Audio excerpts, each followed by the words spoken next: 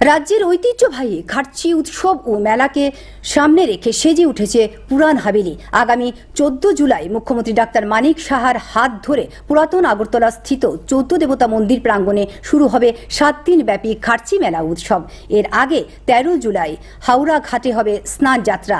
আজ মেলার প্রস্তুতি পর্ব পর্যবেক্ষণকালে একথা জানান পুরাতন আগরতলা ব্লকের চেয়ারম্যান বিশ্বজিৎ শীল। তিনি জানান, গত বছরের অভিজ্ঞতার নিরিখে এবার মেলায় নিষিদ্ধ থাকবে যত্রতত্র পার্কিং। আপনারা জানেন যে 14 জুলাই থেকে শুরু হচ্ছে খার্চি উৎসব এবং এই উৎসবকে ঘিরে গোটা মাতাবাড়ি অঞ্চল, পুরাতন আগরতলা এবং ফায়ারপোর্ট যে উন্নয়নমূলক কাজ সেগুলি সবগুলিই চলছে। এখানে দেখতে পাচ্ছেন আমরা বিগত 15-16 দিন যাবৎ রঙের কাজ চলছে। সমস্ত মন্দির, পুকুর, ঘাটলা সহকারে সবকিছুই হচ্ছে।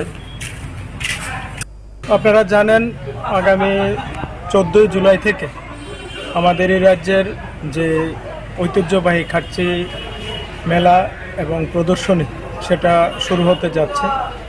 তো 13 তারিখে আমাদের স্নান যাত্রা আছে, সেটা হাওড়া ঘাটে স্নান যাত্রা হয়।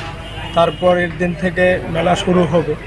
মাননীয় মুখ্যমন্ত্রীর হাত ধরে সেই উদ্বোধন হবে সকাল 11 ঘটিকা। তো প্রস্তুতি আপনার চলছে, সারা দিন রাত্র কাজ করছে।